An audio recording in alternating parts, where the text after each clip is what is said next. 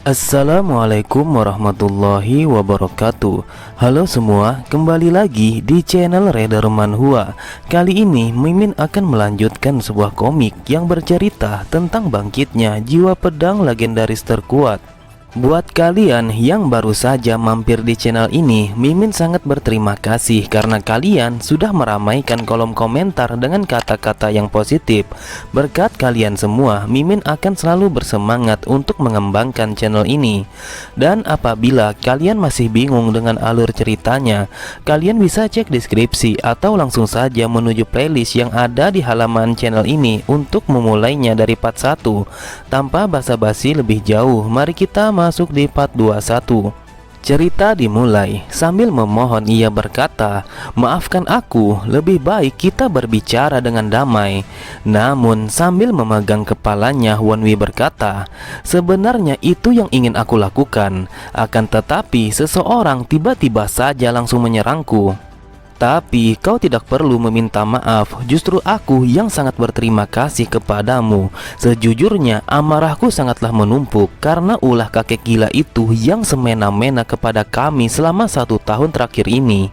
Beberapa saat kemudian, setelah ia memuaskan hasrat amarahnya kepada Sungwon sehingga membuatnya menjadi babak belur, di dalam hatinya Wonwi berkata, "Ini sangat melegakan. Rasanya beban di pundakku semuanya sudah terlepas.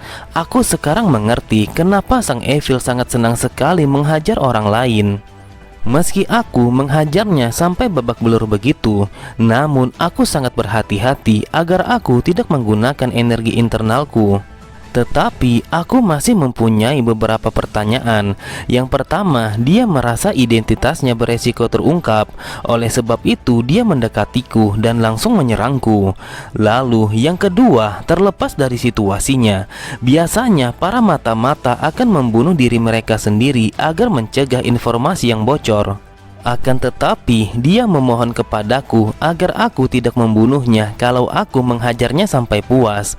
Aku pikir mungkin semua orang akan mengemis untuk mendapatkan pengampunan ketika mereka benar-benar menghadapi kematian."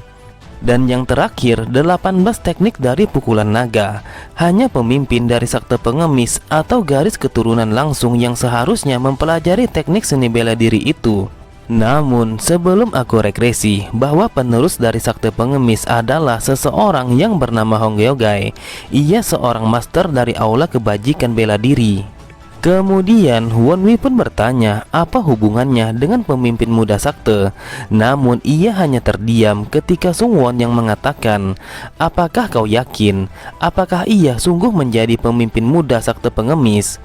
Kenapa dia terlihat marah? Sejujurnya aku tidak yakin bahwa pemimpin muda sakte pengemis adalah dia. Sebelum aku regresi, dia sudah berumur lebih dari 30 tahun. Mungkin di saat ini dia baru saja dilantik sebagai penerus. Apakah orang ini adalah rivalnya? Kemudian Wonwi kembali bertanya, apa dampaknya jika Hong Geogai menjadi pemimpin muda sakte? Dengan kesalnya Sungwon berkata, "Dasar pak tua brengsek, dia bahkan tidak mau menunggu 1 tahun lagi. Hanya karena bajingan itu adalah cucunya, dia menjadikannya sebagai penerus walaupun selama 5 tahun ia tidak mampu mempelajari 18 teknik dari pukulan naga. Bahkan dia tidak melirikku meskipun aku menguasai teknik itu dalam waktu yang singkat." Mendengar itu, Wonwi bergumam, jadi dia telah kalah dalam kompetisi penerus tahta sakte pengemis oleh seseorang dari garis keturunan langsung. Lalu Wonwi mengatakan, "Apakah itu alasanmu menjadi mata-mata untuk mencapai suatu prestasi agar kau bisa menang darinya? Aku berasumsi kau telah menggali informasi Kultus Blood atau mengekspos lokasi utama karena kau marah bahwa kau telah kalah setelah melawan keturunan langsung. Kau pastinya tahu bahwa kebangkitan Kultus Blood bahkan sudah diakui oleh aliansi Murim. Jadi kau akan berusaha melakukan banyak hal agar usahamu diakui. Tetapi sekarang pemimpin muda sakte telah dipilih. Jadi bagaimana caramu untuk diakui dan menjadi penerus selanjutnya?" Terlihat Sungwon matanya menjadi terbelalak ketika mendengar Wonwi yang berkata, "Apakah kau berpikir bahwa pemimpin sakte atau tuan muda akan mengabaikanmu setelah apa yang kau perbuat ini?" Apa kau masih tidak paham bagaimana jika pemimpin muda sakte akan membocorkan semua informasimu karena kau telah menjadi mata-mata di dalam kultus Blood? Dengan begitu, dia bisa menyingkirkanmu tanpa harus mengotori tangannya sendiri. Lalu pencapaian yang telah kau lakukan akan berakhir sia-sia. Bisa saja kau akan diingat sebagai mata-mata random, meskipun hanya beberapa orang yang ingat kepadamu, karena selebihnya mereka akan melupakan orang sepertimu. Setelah mengatakan itu, Won Wei bergumam, kalau dipikir lagi, meski ia telah menguasai 18 teknik dari pukulan naga, namun ia sangat mudah untuk dibunuh. Sudah pasti ia telah ditinggalkan oleh sektenya sendiri. Sambil menangis, Sung Won mengatakan, aku paham kalau aku seorang pecundang, melakukan sesuatu yang luar biasa untuk diakui sebagai penerus yang layak. Itu adalah ide yang bodoh. Tapi apa yang aku lakukan? Tanpa harapan bahwa janji itu akan ditepati, aku memilih tidak memiliki apa-apa. Bajingan ini, sebelum aku menguasai situasinya, aku hanya berniat untuk mendapatkan semua informasi darinya. Jika dia dibuang oleh sakte pengemis, maka aku tidak perlu mengajaknya ke kultus ini. Won Wei pun bertanya, kenapa kau tidak memiliki apa-apa? Bukannya kau memiliki hidupmu? Aku akan memberikanmu sebuah kesempatan. Jika kau bersumpah untuk melayaniku, maka aku akan berpura-pura bahwa kejadian ini tidak pernah terjadi. Lalu aku akan membantumu untuk mencapai tujuanmu. Jadi putuskanlah sekarang juga, apakah kau akan mati sebagai mata-mata biasa untuk sekte pengemis, ataukah kau akan membalaskan dendammu itu bersamaku? Lalu Sung Won pun berkata, tolong janjikan satu hal kepadaku. Aku akan bersumpah untuk melayanimu apabila kau berjanji membereskan situasinya ketika sakte pengemis mengungkapkan faktanya kalau aku adalah seorang mata-mata. Beberapa saat kemudian, di kediaman baru Sang Evil, Won Wei pun melaporkan kalau Ju Sang Won bukan berasal dari sakte kelas bawah, akan tetapi ia berasal dari sakte pengemis. Mendengar kejujuran Won Wei, ia sangat terkejut. Di dalam hatinya ia berkata, apa yang kau lakukan? Apakah ini solusi yang kau berikan dengan mengeksposku sebelum sakte pengemis yang melakukannya?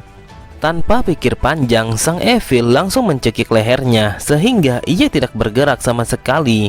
Sambil mengangkat tubuhnya, Sang Evil berkata, siapa kau sebenarnya? Apakah kau seorang mata-mata yang telah diutus oleh mereka? Jika kau tidak mau bicara, maka aku akan menghancurkan lehermu. Dengan santainya Won Wei mengatakan dia bukanlah seorang mata-mata. Memang benar dia berencana mengorbankan dirinya untuk sekolahnya, yaitu sakte pengemis. Saya mengetahui ini karena beberapa tahun yang lalu saya telah melihatnya di daerah Yulang. Saya memang tidak mengenalnya karena di waktu itu ia lebih muda dari yang sekarang. Dia terlihat kacau dan berkulit agak gelap. Tapi saya bisa mengenalinya karena upacara penerimaan kandidat baru. Apakah Anda ingat pada awal ketika ia mencoba mendekati kapten dari Blue Star pertama? Dia memilih kita karena aku berbicara kepadanya melalui teknik bisikan, dan itu membuatnya terkejut karena aku telah mengenalinya. Mendengar itu, Sung Won berpikir, bajingan ini sangat pandai berkata-kata. Dia telah menggabungkan beberapa kebenaran dan juga kebohongan untuk meyakinkan masternya. Seharusnya ia memberitahuku terlebih dulu kalau ia memiliki rencana yang seperti ini. Won Wei pun melanjutkan kata-katanya, tapi lucunya dia memohon kepadaku untuk tidak mengatakan kebenarannya karena ia berpikir mungkin saja ia akan dikeluarkan apabila semua orang mengetahui dari mana ia berasal. Sambil melirik kepadanya, Won Wei berbisik, sebaiknya kau bertindak lebih berhati-hati jika kau ingin hidup lebih lama. Kemudian dengan gugupnya ia langsung mengatakan iya ketika Sang Evil yang menatapnya dengan mengatakan apakah ia akan berubah dan berpihak kepada kultus Blood. Namun dari arah belakangnya terdengar Mon Won yang berkata, untuk saat ini kita tidak bisa langsung percaya begitu saja. Aku tahu bahwa kau telah berbicara kepadanya, akan tetapi kita membutuhkan penjelasan lebih lanjut jika dia seorang mata-mata atau dia ingin berubah. Di dalam hatinya Wonwi berkata, inilah saatnya aku menggunakan kartu andalanku. Lalu ia berkata, dia saat ini tidak bisa terlalu dipercaya karena selama 6 tahun dia telah berada di dalam lembah darah. Akan tetapi dia telah memberikanku sebuah informasi yang sangat menarik. Dia bilang hubungan antara aliansi Murim dan Unrivaled Faction akan segera pecah.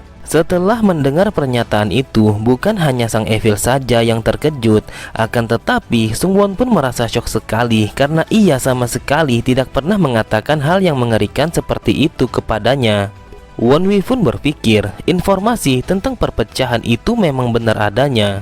Dalam waktu setengah tahun lagi, aliansi antara Murim dan juga Unrivaled Faction, hubungan mereka akan memburuk. Hal itu membuat terciptanya kekosongan sebuah kekuasaan, dan itu menjadi kesempatan untuk kultus Blood menjadi bangkit. Sebelum aku regresi, informasi ini sangatlah tidak berguna. Akan tetapi setelah aku menjadi bagian dari kultus ini, maka informasi ini sangatlah penting. Setelah mendapatkan informasi penting itu, terlihat Monwon yang berlari dengan sangat tergesa-gesa karena mereka akan mempersiapkan diri lebih awal. Sambil tertawa puas, Sang Evil berkata, jika informasi itu memang benar adanya, maka aku harus membawamu. Sepertinya kau jauh lebih berguna daripada apa yang aku pikirkan. Kemudian ia pun terdiam saat mendengar Wonwi yang berbisik kepadanya, sekarang apakah kau menjadi puas karena masalah utamanya sudah kita selesaikan, dan saat ini kau telah diterima menjadi salah satu dari pasukan Sang Evil. Beberapa saat kemudian, sambil berjalan Sungwon bergumam, aku tidak perlu khawatir tentang bagaimana respon dari ketua Sakte Pengemis. Akan tetapi sepertinya saat ini situasinya telah terbalik. Jika dia ataupun kultus Blood telah mengungkapkan informasiku kepada Sakte Pengemis, bukankah aku akan menjadi musuh dari mereka dan juga Sakte Ortodok? Aku akan menjadi pengkhianat yang menjual informasi yang aku pun bahkan tidak tahu tentang kultus ini. Ia langsung terkejut ketika mendengar Wonwi yang mengatakan, sekarang kau tidak punya tempat tujuan. Ia pun bertanya, bagaimana kau bisa membaca pikiranku? Dengan santainya Wonwi berkata, sebagai seorang mata-mata kau sangat payah sekali.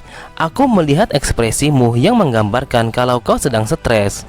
Siapa dia sebenarnya? Aku masih tidak paham bagaimana ia mengetahui sebuah informasi penting yang aku pun tidak tahu. Dan dia berbohong tanpa keraguan sedikit pun. Aku bahkan tidak bisa mengatakan kalau dia benar-benar seorang sampah yang telah dibuang oleh klannya sendiri seperti yang sudah dirumorkan. Tetapi instingku mengatakan kalau dia orang yang sangat berbahaya apabila menjadi musuh. Sambil menunduk memberi hormat kepada Wonwi, ia berkata, aku bersumpah atas nama keluargaku kalau aku akan setia kepadamu. Kemudian dengan sangat cepat Sungwon langsung pergi dari tempat itu setelah Wonwi memintanya untuk membantu Juabek. Melihat itu, Sodam berkata, apakah itu teknik meringankan tubuh dari Sakte Pengemis? Dia berlari menggunakan tangan dan kaki layaknya seekor anjing. Tiba-tiba Wonwi dikejutkan oleh seseorang yang telah menunggunya. Awalnya Wonwi tidak mengenal siapa wanita itu. Namun setelah ia memperhatikan dengan teliti, ternyata wanita itu adalah Dam Sehwa. Sambil tersipu malu ia berkata, senang rasanya kau masih mengingatku. Tetapi sudah pasti itu karena hanya aku yang gagal dalam ujian untuk menjadi seorang kapten. Aku datang ke sini untuk menyampaikan pesan dari Bluestar ke-6. Ia mengatakan bahwa dia akan membayar taruhan yang telah kalian sepakati, dan dia memintamu untuk menemuinya di tengah malam ini. Beberapa saat kemudian, di tengah malam itu, Wonwi pun telah sampai di tempat yang telah dijanjikan. Ia berkata, mengapa dia begitu terlambat? Apakah dia sedang berdiskusi kepada para petinggi tentang informasi yang aku berikan?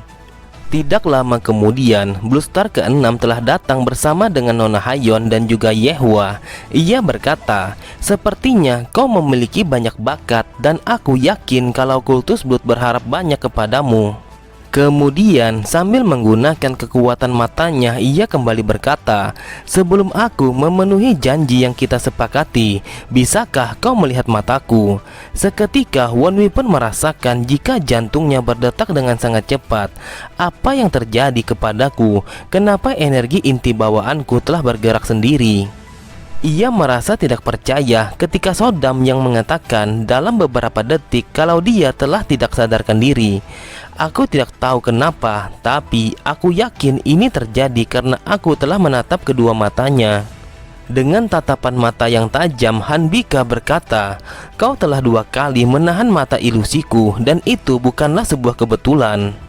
Kemudian ia mengatakan, "Aku mempelajari ini 20 tahun yang lalu di sebuah kuil tua tanpa nama yang tidak sengaja aku temukan. Karena mata ilusi ini semua orang telah memanggilku dengan sebutan penyihir. Aku yakin teknik ini akan sangat berguna untukmu karena kau adalah orang yang sangat pintar. Jadi mulai malam ini aku akan mengajarimu teknik mata ilusi ini." Di samping itu, Sodam berkata, dia mempelajari teknik itu selama 20 tahun. Aku menjadi penasaran seberapa tua umurnya karena penampilannya seperti seseorang yang masih berusia 30 tahun. Hanbika pun menjelaskan bahwa teknik mata ilusi adalah salah satu jenis ilusi yang mampu melumpuhkan lawanmu dalam waktu yang tertentu. Manusia yang sedang dalam keadaan kebingungan dan lumpuh, mereka akan bereaksi dengan secara naluri apabila kau merangsangnya dengan cara tertentu. Mendengar penjelasan itu, Wonwi berkata di dalam hatinya, jika benar yang ia katakan, maka skill ini sangatlah mengerikan. Karena Murim adalah tempat di mana setiap waktu bisa menentukan hidup dan matimu. Tapi dengan menggunakan skill ini, maka kau akan bisa membuat lawanmu menjadi rapuh. Seakan tahu apa yang difikirkan oleh Wonwi, sambil tertawa Hanbika berkata, "Aku mengerti apa yang saat ini kau pikirkan, tapi ketahuilah bahwa itu tidak semudah yang kau pikirkan. Sedikit sentuhan ataupun suara dapat dengan mudahnya menyadarkan target ilusi. Sama halnya dengan seseorang yang memiliki mental kuat dan juga energi asal yang kental. Terlebih lagi kau juga harus membutuhkan konsentrasi yang besar untuk menggunakan teknik ini. Syarat-syarat itulah yang membuatnya susah untuk digunakan, apalagi dalam situasi yang kacau ataupun ketika dalam keadaan hidup dan mati. Jadi, apakah kau masih berpikir untuk mempelajari teknik ini?" Sambil memberi hormat, Wonwi pun mengatakan, "Tentu saja saya akan dengan senang hati menerima hadiah berharga yang Anda berikan kepada saya." Di dalam hatinya ia berkata, "Walau syarat-syaratnya begitu sulit, tapi ini cukup berguna. Meskipun orang lain akan waspada kalau aku mengatakan bahwa aku bisa menggunakan teknik ini. Mungkin ini alasan mengapa tua bangka itu melindungiku di saat pertama kalinya kami bertemu. Sungguh disayangkan bahwa faktanya telah banyak orang yang mengetahui teknik ini, tetapi aku pikir suatu saat nanti ini akan berguna." Dari waktu ke waktu, Bloodstar ke-6 mengajariku catatan penting dan juga metode menggunakan teknik mata ilusi melalui bisikan telepati. Yang aku rasakan teknik ini bisa dibilang seperti sebuah sihir. Aku harus lebih berkonsentrasi untuk melaksanakan instruksinya. Setelah mengajariku metodenya, ia juga telah menceritakan sejarah dari teknik itu. Menurut yang tertulis di dalam buku itu, bahwa teknik mata ilusi memiliki 4 level. Level pertama, kau bisa membuat lawanmu menjadi kebingungan atau membuat mereka tidak sadar dengan melemahkan mental mereka. Lalu level kedua, kau bisa mengontrol lawanmu untuk membawakan apapun yang kau inginkan. Di level 3 ini, kau bisa membuat ilusi kepada lawanmu. Akan tetapi, sangat disayangkan penjelasan di level 3 ini tidaklah lengkap karena buku catatan itu telah terpotong. Teks itu menyebutkan bahwa catatan penting terkait level terakhir mampu membuat lawanmu berhalusinasi menggunakan semua indera mereka. Namun Master Hanbika tidak terlalu yakin akan hal itu. Di dalam hatinya Wonwi berkata, "Ini sama seperti Luminous Star, semua bagian terpentingnya telah menghilang, tetapi ini akan berguna apabila aku mempelajarinya."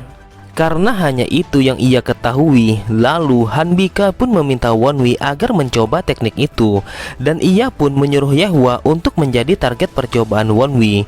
Mau tidak mau, ia pun harus melakukannya karena itu adalah perintah dari masternya. Aku pikir inilah alasannya kenapa Master Hanbika memintanya untuk menjadi target percobaanku, karena dialah yang paling cocok.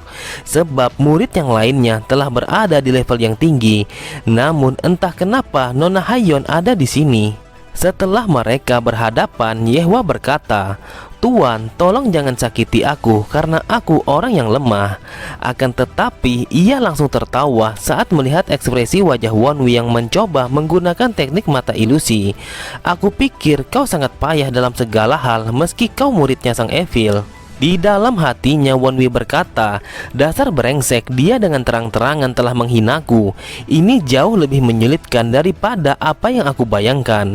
Kalau saja aku bisa menggunakan level kedua dari teknik mata ilusi itu, sudah pasti aku akan menutup mulutnya." Kemudian Hanbika berkata, "Kau tidak usah putus asa. Skill ini membutuhkan konsentrasi yang tinggi, jadi kau tidak usah terburu-buru." Namun tiba-tiba saja ia langsung terdiam ketika melihat Yehwa yang perlahan membuka bajunya. Tidak lama kemudian Wonwi langsung menepuk wajahnya. Lalu seketika itu juga Yehwa langsung kembali tersadar. Wonwi pun berpikir, bagaimana bisa? Padahal aku hanya sedikit membayangkan saja apa yang telah terjadi. Di sisi yang lain, Hanbika yang melihat itu, ia sangat terkejut. Lalu ia berkata, "Itu adalah mata ilusi, bagaimana kau bisa melakukannya?" Wonwi hanya menjawab kalau ia tidak ada melakukan apapun. "Jadi kau ingin mengatakan bahwa Yehwa telah melepaskan bajunya di hadapanmu itu murni atas kehendaknya?" Seketika itu juga Yehwa langsung berteriak karena ia baru menyadari kalau bajunya telah terbuka dengan sangat lebar, sehingga menampakkan separuh dua buah gunung keindahan alam semesta. Sambil tertawa Sodam berkata, "Dasar lelaki brengsek, apa kau dengan sengaja ingin melihatnya?" Wonwi pun mengatakan, "Aku hanya berpikir kalau aku bisa menggunakan level 2 dari mata ilusi, maka aku akan bisa membuatnya menjadi malu. Aku berpikir dia akan menjadi lucu apabila ia telanjang dan menari-nari di hadapan kita." Hanbika bergumam, "Sudah pasti itu adalah level kedua dari mata ilusi. Aku sudah meneliti selama 20 tahun, namun aku masih belum mampu melakukannya. Bagaimana ia bisa belajar dengan secepat itu?" Lalu ia berkata, "Apakah kau berniat mengejekku, orang yang telah mengajarimu? Bagaimana kau bisa melakukan itu? Apakah kau berpikir itu akan menjadi hal yang lucu apabila Yehwa telanjang?" Terlihat mereka pun cukup ribut, meskipun Wonwi selalu mengatakan kalau ia hanya membayangkan sesuatu. Namun tetap saja sejak dari tadi Hanbika selalu bertanya-tanya bagaimana ia melakukan teknik level 2 itu. Namun tetapi mereka semua langsung terdiam ketika Hayon datang menghampiri mereka. Ia mengatakan bahwa Wonwi tidaklah berbohong dan ia meminta agar menyudahi latihan itu sekarang juga. Mau tidak mau, mereka pun setuju untuk menyudahi latihan itu karena hari ini sudah larut malam dan mereka bersiap kembali ke tempat masing-masing. Sebelum ia pergi, Hayon berkata, "Ini bukanlah waktu yang tepat untuk kita berbicara, jadi kita akan bertemu di lain waktu." Mendengar itu, Wonwi bertanya-tanya apa yang sebenarnya yang akan dikatakan oleh Nona Hayon. Namun tiba-tiba saja ekspresinya langsung berubah menjadi datar ketika ia telah mendengar bahwa Hayon berbisik kepadanya dengan mengatakan bahwa ia adalah lelaki mesum. Beberapa saat kemudian, Wonwi pun kembali ke tempatnya. Meski ada kesempatan untuk meluruskan kesalahpahaman ini, namun yang menjadi masalah, aku tidak tahu kapan waktunya akan datang. Meski itu hanya kebetulan, tapi dia telah menyaksikan sendiri bagaimana kekuatan level 2 mata ilusi. Hanya dengan itu, mungkin ini akan menjadi petunjuk yang besar bagi master yang menyukainya. Kemudian terlihat Juabek yang terbangun dari tidurnya. Ia bertanya, "Kemana kau pergi? Kenapa kau pergi di tengah malam seperti ini tanpa sebuah alasan?" Lalu Sodam pun memberi saran kenapa ia tidak mencoba mata ilusi itu kepada Juabek. Seketika itu juga Wonwi langsung mencobanya. Ia bergumam, lakukan hal gila. Ia mengatakan itu berulang kali. Namun usahanya ternyata tidak berguna karena mata ilusi itu sedikit pun tidak mempan terhadap Juabek. Karena usahanya telah gagal, ia pun langsung berbaring mencoba untuk tidur dan mengabaikan Juabek yang berdiri di belakangnya. Akan tetapi, tiba-tiba saja Juabek langsung memukul kepala Wohyun yang masih tertidur pulas. Melihat Wohyun yang terbangun dan menatapnya dengan tatapan yang tajam, ia berkata, "Ini bukanlah aku. Aku tidak tahu kenapa aku memukulmu. Tanganku memang memukulmu, tetapi itu bukanlah aku." Sambil memperhatikan Wohyun yang menanduk Juabek, ia bergumam, apakah ini hanyalah sebuah kebetulan atau memang telah bekerja? Namun kekuatan yang aku gunakan telah terlambat untuk meresponnya. Oke semua, cukup sampai di sini dulu pembahasan alur cerita kita. Sampai jumpa di video selanjutnya. Wassalamualaikum warahmatullahi wabarakatuh.